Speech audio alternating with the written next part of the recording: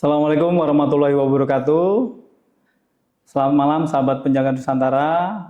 Malam hari ini di podcast Penjaga Nusantara 40 minggu menuju masa depan berkelanjutan. Saya Taufik Supriyadi menghadirkan Ibu Dr.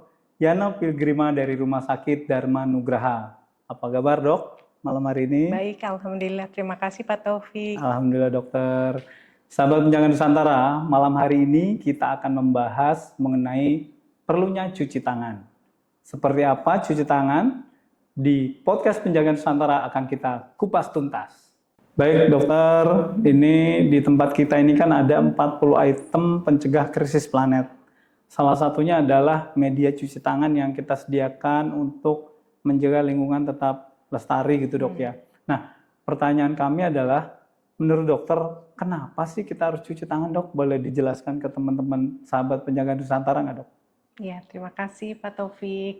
Pertanyaannya sih sederhana ya. Iya, tapi mengenai cuci tangan ini memang krusial banget ya, penting sekali gitu kita ketahui.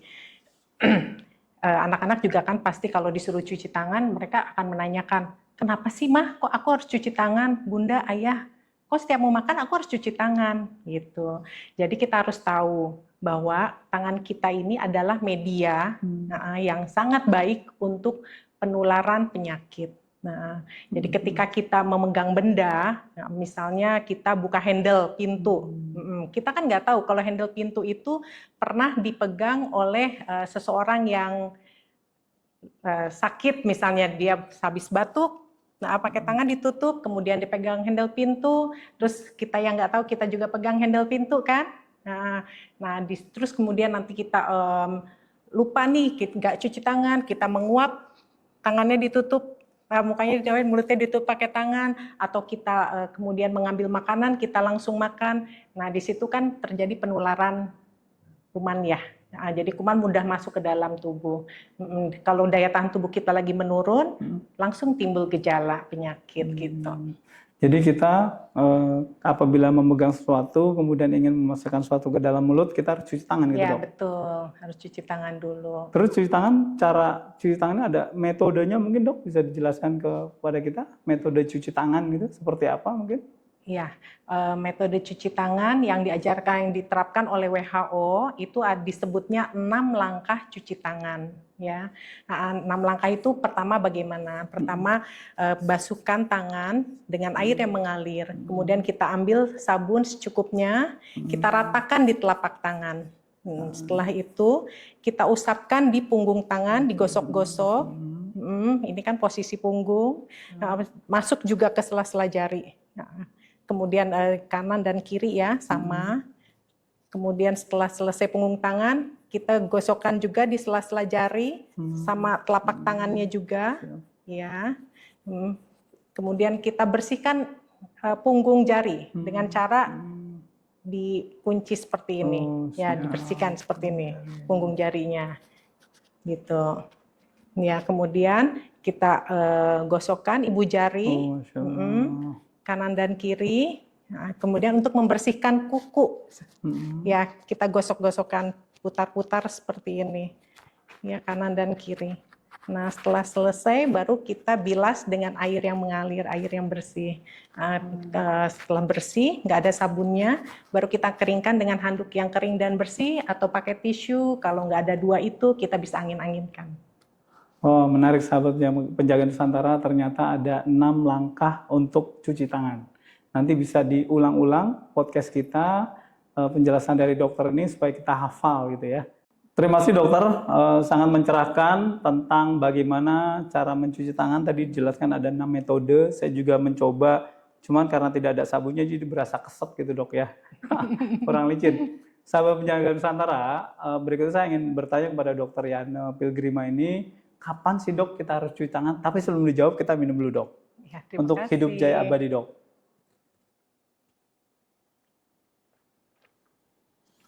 Boleh dok, silakan. Kapan kita harus mencuci tangan? Ya, oke. Kapan kita harus cuci tangan gitu kan?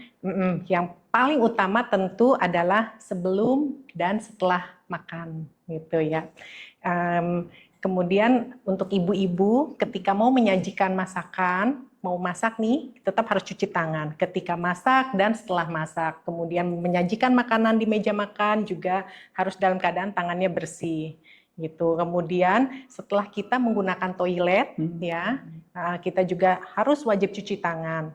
Kemudian untuk kita yang punya hewan peliharaan atau anak-anak yang habis bermain di luar, ketika pulang ke rumah harus juga cuci tangan. Menjaga Nusantara, tadi kan saya sudah jelaskan kenapa kita harus cuci tangan, kapan saja kita harus cuci tangan, dan bagaimana cara cuci tangan yang diterapkan oleh WHO. Nah, WHO sendiri dia menyatakan mendefinisikan apa itu cuci tangan menurut WHO. Ya, menurut WHO cuci tangan adalah membersihkan tangan kita dengan menggunakan air dan sabun. Kalau tidak ada sabun bisa pakai hand scrub. WHO juga menerapkan tanggal 15 Oktober menjadi Hari Cuci Tangan Pakai Sabun Sedunia. HCTPSS. Ya.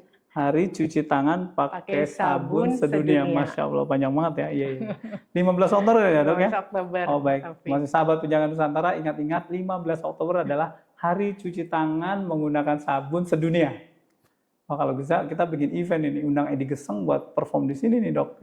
Nah, ngomong-ngomong Edi Geseng nih. Bahaya nih, apa ini? Ya, kemarin itu saya sempat lihat podcast yang ada Edi Gesengnya. Komedi situasi dok. Iya betul, komedi situasi yang ada Edi Gesengnya. Dia bangun tidur, kemudian dia langsung mengambil makanan. Pertanyaan saya buat Pak Taufik nih. Waduh, bahaya nih sahabat Penjaga Nusantara, berat nih. Ya, gimana menurut Pak Taufik? Bangun tidur, boleh nggak kita langsung ngambil makanan, langsung makan? Oh, terima kasih pertanyaannya dok. Ini sahabat Penjaga Nusantara, ini beliau nilainya A semua. Suka ngetes orang ini. Jadi saya jawab dok ya, kalau salah nanti jangan dicubit dok. Jadi jawaban saya, kenapa Edi Geseng tidak boleh pada saat bangun tidur kemudian langsung mengambil makanan dok? Itu pertama kalau di agama kita dok, itu kan pada saat tidur kita tidak tahu di tangan di mana tangan ini mendarat gitu dok. Kemudian kan kita juga tidak tahu apakah masuk, mohon maaf, hidung atau masuk telinga atau apa gitu ya. Jadi sebaiknya memang pada saat bangun cuci tangan dulu, apalagi pengen ngambil makanan. Ya, makanya Edi Geseng dimarahi oleh Om Troy kan, Edi jangan ambil makanan dulu, cuci tangan dulu sana gitu dok. Benar gitu dok? Gimana dok? Menurut dokter gimana jawabannya? Betul sekali. Oh terima kasih, siap. Jadi harus cuci tangan dok ya memang ya. Walaupun tidur kan nggak ada aktivitas apa-apa, tapi kita nggak tahu di mana tangan kita mendarat gitu dok ya. Masya Allah, siap. Dok, terima kasih, sangat mencerahkan. Termasuk tadi tanggal 15 Oktober adalah Hari Cuci Tangan Pakai Sabun Sedunia gitu ya. Nah, sekarang saya ngantongi sanitizer nih dok. Boleh dipraktekin nggak dok cara menggunakan metode ala WHO gitu dok? Saya pakai ya dok ya? Ini juga pakai dok. Terus gimana tadi dok? Usapkan, ratakan ke seluruh telapak tangan, kemudian ratakan di punggung tangan, jari-jari masuk ke sela-sela juga, ini juga. Kanan kiri, ya, kemudian ini masuk ya, sela-sela jari masuk, ya. Nah, kemudian kita bersihkan punggung tangan, tadi kan belum dapat dia kan, nah, bersihkan punggung tangan, kemudian ibu jari kan tadi belum tuh, ya, ibu jari di gosokkan dua-duanya. Terakhir kuku. Apalagi habis makan sambal nih bersama Edi Geseng nih. Harus nih Mas Edi Geseng. Wah, terima kasih dok. Ya, jadi menurut WHO, kalau kita cuci tangan ya pakai air dan sabun, kita lakukan selama 40 detik sampai 60 detik. Nah, kalau kita pakai hand scrub atau hand sanitizer, cukup 20 detik sampai 30 detik. Kira-kira kenapa tuh? Ada yang tahu nggak sahabat Penjaga Nusantara? Kenapa bedanya 40 detik dan 20 detik? Mungkin Edi Geseng lagi nonton Penjaga Nusantara? Kira-kira ada yang tahu? Oh ya, saya mendengar jawaban Mas Edi Geseng karena menguap. Bener nggak dok? Ya. Kalau terlalu lama, kalau hand sanitizer ini dia akan menguap gitu ya? Ya. Oh siap. Dok, terkait dengan cuci tangan ini, dokter punya harapan nggak supaya masyarakat ini gemar cuci tangan gitu dok? Seperti apa dok pandangan dokter dok? Ya, jadi cuci tangan ini merupakan salah satu perilaku hidup PHBS ya. perilaku hidup bersih dan sehat. Nah, perilaku ini tuh harus dibiasakan. Tentu dari sejak dini ya, anak-anak ya kita biasakan. Awalnya kita mengajarkan dengan cara menyenangkan kepada anak-anak, bagaimana cuci tangan, kemudian dikasih pengertian kepada anak-anak kenapa sih harus cuci tangan, bahwa tangan ini adalah media yang baik untuk perpindahan kuman gitu kan, untuk masuk ke dalam tubuh gitu. Nah, kemudian Pak Taufik sendiri gimana kalau di rumah? Baik, terima kasih dok. Kalau saya membiasakan diri pada saat masuk ke rumah, saya cuci tangan. Kalau nanti ada anak-anak melihat orang tuanya cuci tangan, biasanya anak-anak ini kan akan melihat role model gitu dok ya. Ya, betul. Jadi memang di rumah itu mulai dari orang tua ya.